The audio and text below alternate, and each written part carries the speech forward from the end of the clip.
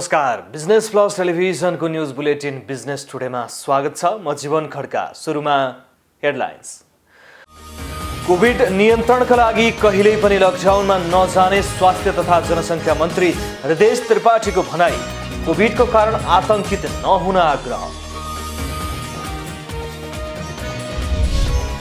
प्रदूषणले आकाश ढाक्दा बुधबार पनि काठमाडौँ उपत्यकामा घाम लागेन। चिसो हुने, नाक पोल्ने र हावा बहने जस्ता असर देखिए। प्रदूषण नियन्त्रणमा सरकारको उदासीनता।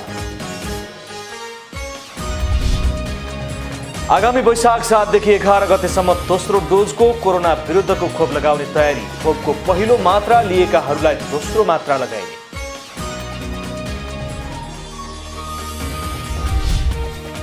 कोरोना संक्रमण बढिसकै नेपाल भारत सीमा क्षेत्रमा गरिएको कडाईका कारण सीमा क्षेत्रमा बजारमा नेपाली जाने क्रम घट्यो। मुख्य नाकामा कडाई र नयाँ वर्ष लागेसँगै 15 कम्पनीले 5 करोड 55 लाख किता आइपिओ निष्कासन गर्ने तयारी। 5 अर्ब 55 करोड भन्दा बढीको आइपिओ आउने।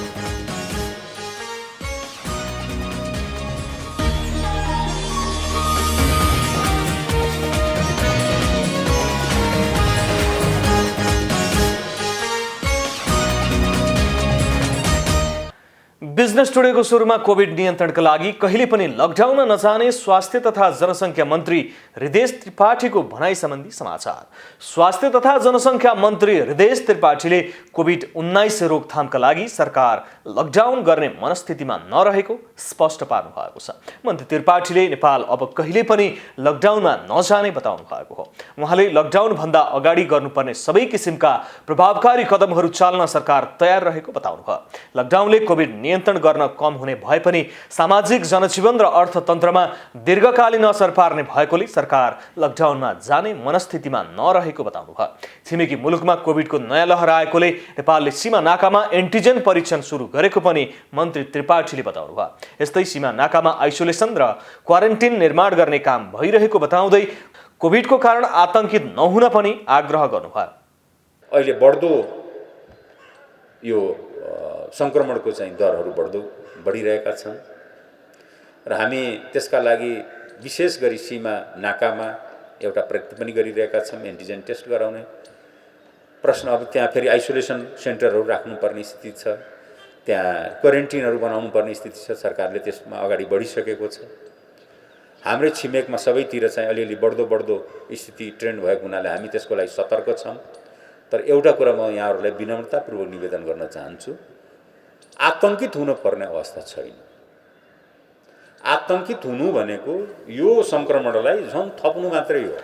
अहिले विश्वभर 81 प्रकृतिका खोप विकसित भइरहेको र त्यसमध्ये 13वटा खोपहरू प्रचलनमा आइसकेको अवस्थामा नेपालले पनि 3 किसिमका खोपलाई मान्यता दिई प्रचलनमा ल्याएको बताउनु भयो।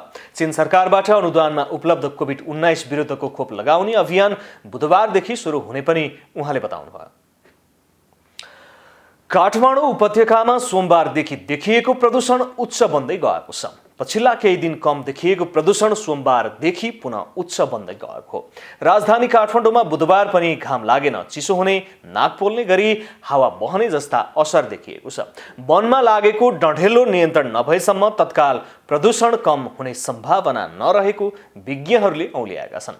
वायुमण्डलमा प्रदूषण अत्याधिक भई वायुको अवस्था स्थिर रहँदा त्यसमा अन्य प्रदूषणको मात्रा समेत थपिँदै गएको वातावरण विभागले जनाएको छ। काठमाडौँ बाहेक अति अस्वस्थकर वायु प्रदूषण रहेको देशभित्रका अन्य शहरमा रूपन्देहीको सिद्धार्थनगर, नेपालगञ्ज, पोखरा क्षेत्रमा पनि प्रदूषण बढेको छ। काठमाडौँ सहित देशभरि वायु प्रदूषण बढेकोले अत्यावश्यक काम बाहेक घर बाहिर ननिस्कन जनस्वास्थ्य विज्ञले सुझाव दिएका छन्। वायु प्रदूषणले श्वास प्रश्वासमा कठिनाई लगायत विविध स्वास्थ्य समस्या देखा पर्न सक्ने भएकोले अत्यावश्यक काम बाहेक घर बाहिर ननिस्कन र निस्कनै पर्ने अवस्था भए मास्कको प्रयोग गर्न आग्रह गरेका हुन्। वायु प्रदूषणका कारणले आँखा रातो हुने, घाँटीमा समस्या आउने र टाउको दुख्ने जस्ता समस्या आउने गर्दछ। नेपालमा वर्षेनी वायु प्रदूषणका कारण उत्पन्न हुने रोगका कारणले 30 देखि 35 हजार मानिसको मृत्यु हुने गरेको छ। विश्वका 70 लाख मानिसको मृत्यु हुने गरेको तथ्याङ्क रहेको छ। यसअघि उपत्यकामा चैतको 13 गतेदेखि पनि यस्तै किसिमको प्रदूषण भएको थियो। प्रदूषणका कारणले सरकारले यही चैत्र 17 गतेदेखि 20 गतेसम्म विद्यालय बन्द गरेको थियो। मुलुकका विभिन्न क्षेत्रमा आगोलागीका घटना बढेका कारण प्रदूषण बढेको विज्ञहरूले बताइरहँदा पनि सरकार भने आगोलागी नियन्त्रणमा उदासीन देखिएको छ। स्वास्थ्य तथा जनसङ्ख्या मन्त्रालयले आगामी वैशाख 7 देखि 11 गतेसम्म दोस्रो डोजको कोरोना विरुद्धको खोप लगाउने कार्य सुरु गर्ने भएको छ। स्वास्थ्य मन्त्रालयको इन्सिडेन्ट कमान्ड सिस्टमको बैठकले पहिलो प्राथमिकताको पहिलो र दोस्रो चरणमा खोप लगाएका व्यक्तिलाई दोस्रो डोज खोप दिने निर्णय गरेको छ। सोही अनुसार स्वास्थ्य कार्यालय काठमाडौँले खोप लगाउने मिति र केन्द्रको सूची सार्वजनिक गरेको छ। प्रथम चरणमा पहिलो र दोस्रो प्राथमिकताका लक्षित समूहहरूलाई 2077 माघ 14 देखि फागुन 10 गतेसम्म सो खोपको पहिलो मात्रा लिएकाहरूलाई 2078 वैशाख 7 देखि 11 सम्म खोपको दोस्रो मात्रा लगाउने भएको हो। मन्त्रालयका अनुसार माघ 14 देखि फागुन 10 गतेसम्म जुन खोप केन्द्रमा खोप लगाइएको हो सोही केन्द्रमा पुगेर खोप लगाउनु पर्नेछ। खोप केन्द्रमा बिहान 10 बजेदेखि 4 बजेसम्म लगाइनेछ। बिजनेस टुडेमा पालो भएको छ ब्रेकको।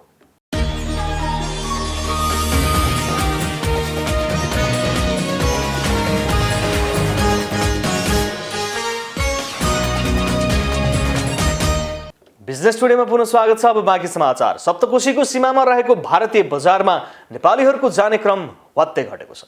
कोरोनाका कारण सीमा सुरक्षामा कडाई गरेपछि नेपालीहरू सीमा पार गरेर भारतीय बजारमा जाने क्रम घटेको हो। एक रिपोर्ट। कोरोनाको संक्रमण बढेसँगै नेपाल भारत सीमा क्षेत्रमा गरिएको कडाईका कारण नेपालीहरूको जाने क्रम घटेसँगै सप्तरीको सीमा क्षेत्रमा पर्ने भारतीय बजार सुनसान भएको छ। कोशी गाउँपालिकासँगै सीमावर्ती क्षेत्र भान्टाबारी हुँदै भारतीय बजार भीमनगर जानेहरूको संख्या निकै कम भएको छ। विगतमा दैनिक सयौं नेपालीको भीड़ लाग्ने ती बजारहरूमा यति बेला बिरलै नेपालीहरू आउने गरेको भारतीय व्यापारीहरू बताउँछन्।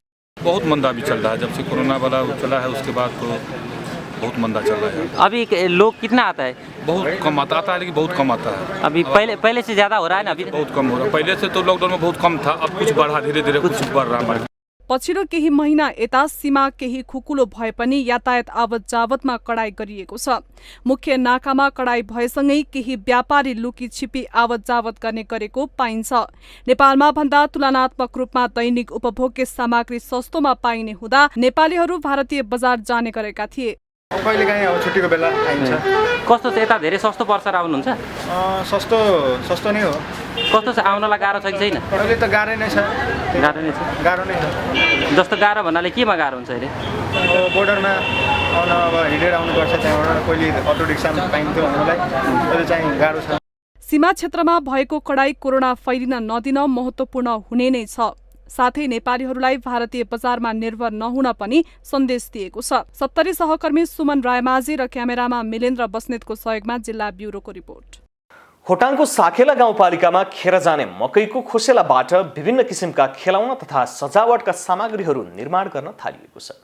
प्रधानमन्त्री कृषि आधुनिकीकरण परियोजना कार्यान्वयन इकाइ मकै जोन खोटाङ र साकेला मावि रतनछाको संयुक्त लगानीमा आधारभूत सिपमूलक तालिम प्रदान गरेपछि स्थानीयले उक्त सामग्रीहरू निर्माण गर्न थालेका हुन्। एक रिपोर्ट। 2073 सालदेखि खोटाङमा सञ्चालित प्रधानमन्त्री कृषि आधुनिकीकरण परियोजना कार्यान्वयन इकाइ मकै जोन खोटाङ र साकेला मावि रतनछाको संयुक्त लगानीमा स्थानीयहरूलाई मकैको खोसेलाबाट विभिन्न किसिमका खेलौना तथा सजावटका सामग्रीहरू निर्माण गर्न सिकाइएको छ। जिल्लाको साखेला गाउँपालिका र रतनछामा स्थानीयलाई 1 हप्ता उक्त सामग्रीहरू निर्माण गर्न सिकाइएको हो। प्रधानमन्त्री कृषि आधुनिकीकरण परियोजना कार्यान्वयन इकाइ मकै जोन खोटाङको 1,07,250 रुपैयाँ र साकेला मावि रतनछाको 35,750 गरी कुल 1,43,000 को लागतमा स्थानीयलाई सिपमूलक तालिम दिएको हो। सिपमूलक कार्यक्रममा खोटाङ, भोजपुर, सिराहा लगायत जिल्लाका 21 जना सहभागी गराइएको थियो। उक्त सामग्री निर्माण गर्न सुरुमा गाह्रो भए पनि अहिले सोचे भन्दा सहज भएको र आगामी दिनमा राम्रो गर्न सक्ने सहभागीहरूले बताएका छन्। तालिम अवधिमा हामी खसेटाबाट यस्तो ब्यागहरू बन्यौँ, डलहरू बन्यौँ। केटिएमबाट आउनुभएको म्यामले डलहरू बन्न सिकाउनुभयो। टिकबाट आउनुभएको थिए एकजना म्याम, उहाँले सिकाउनुभयो कि यस्तो सामग्री बन्छ भनेर भन्नुभयो। अनि थाहा भयो कि खसेटाबाट पनि यति राम्रो राम्रो सामग्री बन्दो रहेछ भनेर। अहिले त मकैको खोसेल्टा भनेको यस्तो हुन्छ भनेर हामीले थाहा पनि थिएन होइन। तर यो खास गरी यो घाँस जस्तै हामीहरूले अहिले घाँस जस्तै होइन हामीहरू प्रयोग गर्थे। तर आज यो प्रकाशको कारणले गर्दा यो म्याम एउटा हलेसीको म्याम एउटा काठमाडौँबाट आउनुभएको म्यामले हामीलाई यस्तो हुन्छ भनेर यसको सामग्री यस्तो बन्छ भनेर हामीले सिकाएको। अनि बल्ल थाहा पायो हामीहरू यस्तो हुन्छ भनेर हामीले थाहा पनि थिएन कि। अनि हामीहरू 4-5 प्रकारको सामानहरू बनाएको छु, जस्तै त यो डलहरू। विगत 27 वर्ष अघिबाट यही कामलाई पेसा बनाउँदै राष्ट्रिय र अन्तर्राष्ट्रिय बजारसम्म पुर्याउने उद्देश्यले हालसम्म 1 दर्जन बढी कार्यक्रमहरू सम्पन्न भइसकेका छन्। यसबाट राम्रो आम्दानी हुनुको साथै खोसेलाबाट अझै धेरै किसिमका सामग्रीहरू बनाउन सकिने प्रशिक्षकको भनाइ छ। एक किसिमले इच्छाले यसमा चाहिँ अब मकैको खोसेल्टादेखि त्यसमा क्रिएसन गर्दै गर्दै इच्छा शक्तिले भनौँ न यहाँसम्म चाहिँ अब पुर्यायो। विभिन्न ठाउँमा के अरे ट्रेनिङ दिइसकेको छु मैले। यो बनाएर नभ्याउने मान्छेले माग गर्दाखेरि मैले दिन नसकिरहेको। परियोजनाले मकैको बिउ निशुल्क वितरण, मकैमा लाग्ने रोग पहिचान गरी नियन्त्रण तथा विषादी वितरण साथै अत्याधुनिक कृषि औजारहरू अनुदानमा समेत वितरण गर्दै आएको छ। स्थानीय स्तरमै रहेको मकैको खोसेलाबाट आकर्षक खेलौना तथा सजावटका सामग्री बनाएर नयाँ आम्दानीको स्रोत बनाउँदै बेरोजगार युवा युवतीलाई स्वरोजगार बनाउँदै आय आर्जनमा जोड्ने परियोजनाको लक्ष्य रहेको छ। उत्पादित सामग्रीको बजार व्यवस्थापनमा पनि परियोजनाले पहल गर्ने बताइएको छ। प्रधानमन्त्री कृषि आधुनिकीकरण परियोजना कार्यान्वयन इकाइ मकैजोन खोटाङका कार्यालय प्रमुखले बताउनुभयो। सामान्यतया हामीले तालिमका कार्यक्रमहरू सञ्चालन गऱ्यौँ। अलिकति उन्नत उत्पादकता बढाउनको लागि उन्नत मकैका कामहरू गर्नुपर्छ भने उन्नत मकैका बिउहरू बाँड्ने कार्यक्रम गऱ्यौँ। र अरू सामान्य अब बिउ भण्डारणको लागि प्रशोधनको लागि भवनहरू बनाउने कार्यक्रम गऱ्यौँ। कहीँ भर्खर सुधारका कार्यक्रमहरू, अलिकति सिँचाइमा सहयोग गर्नुपर्छ भने सिँचाइका कार्यक्रम सञ्चालन गऱ्यौँ। र अलिकति आधुनिकीकरण गर्नुपर्छ भन्ने हिसाबले हामीले मकै बालीमा नयाँ मेसिनरी औजारहरूको प्रयोग गरेर जान खोज्यौँ। र अन्ततगत अब यो सबै चिजको प्याकेजमा कार्यक्रम हेर्दाखेरि अन्ततगत हामीले पाएको एचिभमेन्ट भनेको यो प्रोजेक्ट सुरुवात हुनुभन्दा अगाडि हिजो स्थानीय जातको मकै लगाएर उत्पादन गर्दाखेरि मकै 2 मेट्रिक टन प्रति हेक्टर फल्थ्यो भने अहिले मकै जुन आइसकेपछि लगभग 3.72 टन प्रति हेक्टर फलाउन सफल भएको छ।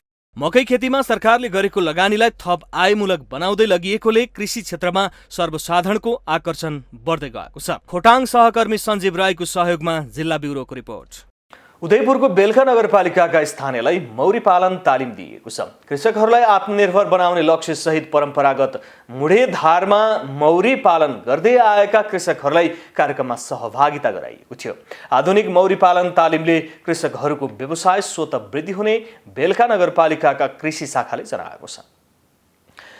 परम्परागत शैलीबाट मुढेघारमा मौरी पालन गरिरहेको र यो क्षेत्रमा चाहिँ मौरी पालनलाई यदि आधुनिकतातर्फ लान सकेको खण्डमा धेरैभन्दा धेरै उत्पादन वृद्धि गर्न सकिने र किसानहरूको आय स्तरमा चाहिँ प्रत्यक्ष यसले लाभ पुर्याउने हुनाले यो चाहिँ व्यवसायमुखी तालिमको रूपमा हामीले यहाँ केही न केही 1-2 गार 2-3 गार मौरी पालेकै कम्तीमा 1-2 गार मौरी भएकै किसानहरूलाई बोलाएर चाहिँ आधुनिक तरिकाले मौरी पाल्न सिकाएर उहाँहरूको क्षमता अभिवृद्धि गर्दै उत्पादन बढाउने कुराका लागि भनेर यो तालिम राख्न खोजिएको हो। यस्ता तालिम कृषकहरूको लागि उपयोगी हुने सहभागीहरूले बताएका छन्। कार्यक्रममा सहभागी विद्यार्थीहरूले पनि यस्ता तालिम विद्यालय शिक्षाभन्दा प्रभावकारी र व्यवहारिक भएको बताएका छन्। यो मौरी पालन सम्बन्धी सामान्य मात्रै ज्ञान थियो। हामी चाहिँ खोपीमा अनि चाहिँ तपाईँको त्यो ढोडहरूमा मुढामा पाल्ने गरिन्थ्यो र मौरी सम्बन्धी हामीलाई केही नै ज्ञान थिएन। तर अब यो जुन हाम्रो उहाँ बुद्धिनाथ तिमसिना सरले यो क्लास राख्नुभयो यो मौरी तालिम, त्योबाट चाहिँ हामीलाई चाहिँ आकाश पातालकै चाहिँ फरक अहिले पायौँ। मौरीलाई कसरी संरक्षण गर्ने, मौरीलाई कसरी चिन्ने, मौरीको जीवन चक्र के हो। यहाँनिर चाहिँ अहिले हामीले 5 दिने दिवसीय आधारभूत मौरी पालन तालिम लिन आएको छौँ अहिले चाहिँ।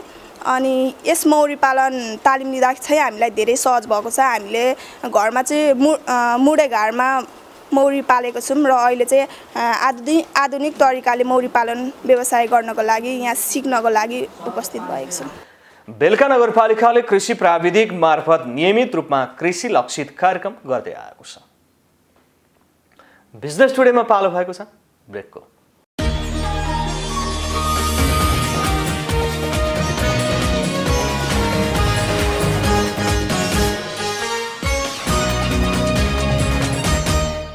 बिजनेस टुडेमा पुनः स्वागत छ। अब बाँकी समाचार। नयाँ वर्ष 2078 को प्रारम्भसँगै 15वटा कम्पनीहरूले करिब रु 5 अर्ब 55 करोड 42 लाख भन्दा बढीको 5 करोड 55 लाख 42,685 किता आइपिओ जारी गर्ने तयारी गरिरहेका छन्। कम्पनीहरूले आइपिओ जारी गर्ने अनुमतिका लागि नेपाल धितोपत्र बोर्ड समक्ष निवेदन दिइसकेका छन्। धितोपत्र बोर्डमा आइपिओ निष्कासनका लागि निवेदन दिने कम्पनीहरूमा 11 जलविद्युत कम्पनी, 2 लघुवित्त कम्पनी र अन्य समूहका 2वटा रहेको धितोपत्र बोर्डले जनाएको छ। धितोपत्र बोर्डमा अनुमतिका लागि निवेदन दिने मध्ये भोटेकोशी जलविद्युतले सबैभन्दा बढी 1 करोड 50 लाख किता आइपिओ निष्कासन अनुमति माग गर्दै बोर्ड समक्ष निवेदन दिएको छ। नियामक निकाय नेपाल धितोपत्र बोर्डबाट स्वीकृति पाए लगत्तै कम्पनी आइपिओ जारी गर्ने तयारीमा रहेको बताइएको छ। पछिल्लो समय आइपिओमा लगानीकर्ताको आकर्षण बढ्दै गएको खुलेका डिम्याट खाताको संख्याले जनाएको छ। हाल मुलुकभर डिम्याट खाताको संख्या 33,53,000 भन्दा बढी रहेको छ। छोटो समयमा थोरै लगानीबाट आकर्षक प्रतिफल प्राप्त हुने देखेपछि आइपिओ प्रति लगानीकर्ताको आकर्षण बढेको हो। यसअघि नेपालको पुँजी बजारमा इतिहासमै सबैभन्दा ठूलो आइपिओ निष्कासन नेपाल इन्फ्रास्ट्रक्चर बैंकले गरेको थियो। नेपाल इन्फ्रास्ट्रक्चर बैंकको आइपिओ निष्कासनपछि डिम्याट खाताको संख्या वात्तै बढेको हो। साङ्ग्रेला डेभलपमेन्ट बैंकले शेयरधनीलाई बोनस शेयर दिने भएको छ। सोमबार लैनसरमा आयोजित कार्यक्रममा शेयरधनीलाई बोनस शेयर जारी गर्ने प्रस्ताव पारित भएको हो। बैंकले हाल कायम रहेको चुक्ता पुँजीको 5% अर्थात् 13 करोड 3,32,020 रुपियाँको बोनस शेयर जारी गर्ने प्रस्ताव पारित गरेको हो। यस्तै थप 5वटा शाखाहरू खोल्ने समेत निर्णय गरेको छ। कार्यक्रममा कम्पनीको आर्थिक विवरण समेत सार्वजनिक गरिएको छ। गत वर्षको तुलनामा 29.61% निक्षेप सङ्कलन वृद्धि भई कुल 29 अर्ब 25 करोड पुगेको कम्पनीले जनाएको छ। बैंकको हालसम्म 3,10,000 भन्दा बढी ग्राहकहरू रहेको र 95वटा शाखा रहेको समेत जानकारी दिएको छ। निकट भविष्यमा थप 5 शाखा विस्तार गर्ने योजना रहेको कम्पनीले जनाएको छ। मंगलबार नेप्से सूचक 0.59% अर्थात् 15.72 अङ्क बढेर 2674.46 बिन्दुमा पुगेको छ। यो अहिलेसम्मकै उच्च बिन्दु हो। यसैगरी सेन्सिटिभ इन्डेक्समा 4.34 अङ्कले बढेर 476.18 अङ्कमा पुगेर बन्द भएको छ। यस दिन 213 कम्पनीका 1 करोड 61,08,479 किता शेयर किनबेच भएर 7 अर्ब 47 करोड 77 लाख रुपियाँ बराबरको कारोबार भएको छ। मंगलबार कारोबारमा आएका 13 उपसमूहमध्ये 7 को सूचक सकारात्मक देखिएको छ भने 6 उपसमूहको सूचक नकारात्मक देखिएको छ। त्यसमध्ये सबैभन्दा धेरै होटल तथा पर्यटन उपसमूहको सूचक 5.62% ले बढेको छ। यस्तै हाइड्रो पावर 4.46% ले बढेको छ। यता व्यापार उपसमूहको सूचक भने भारी गिरावट आएको छ। उक्त समूहको सूचक 9.46% ले घटेको हो। मंगलबार 14 कम्पनीको शेयर मूल्य सर्किट लेभलमा कारोबार भएको छ। युनाइटेड एदिमार्दे, युनिभर्सल पावर र चिलिमे जलविद्युत कम्पनीको शेयर मूल्य सबैभन्दा धेरै 10% ले वृद्धि भएको छ। यता सबैभन्दा धेरै शेयर मूल्य घट्नेमा साल ट्रेडिङ कम्पनी रहेको छ। कारोबार रकमको आधारमा नेपाल इन्फ्रास्ट्रक्चर बैंक शीर्ष स्थानमा रहेको छ। बैंकको शेयर यस दिन 39 करोड 80 लाख रुपियाँ बराबरको कारोबार भएको छ। बुलेटिनको अन्त्यमा अहिलेसम्मका हेडलाइन्स। कोभिड नियन्त्रणका लागि कहिल्यै पनि लकडाउनमा नजाने स्वास्थ्य तथा जनसङ्ख्या मन्त्री हृदेश त्रिपाठीको भनाई। कोभिडको कारण आतंकित नहुन आग्रह। प्रदूषणले आकाश ढाक्दा बुधबार पनि काठमाडौँ उपत्यकामा घाम लागेन। चिसो हुने, नाक पोल्ने र हावा बहने जस्ता असर देखिए। प्रदूषण नियन्त्रणमा सरकारको उदासीनता। आगामी वैशाख 7 देखि 11 गतेसम्म दोस्रो डोजको कोरोना विरुद्धको खोप लगाउने तयारी। खोपको पहिलो मात्रा लिएकाहरूलाई दोस्रो मात्रा लगाइने।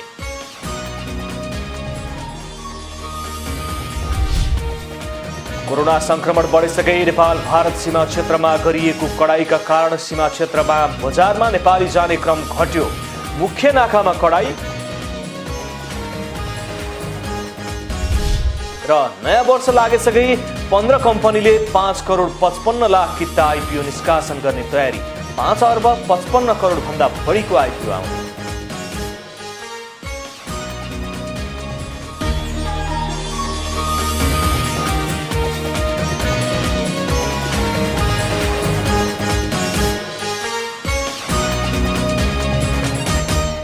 बिजनेस टुडे अहिलेलाई यति नै। हेर्दै रहनुहोला business plus television. Business plus, business first. नमस्ते।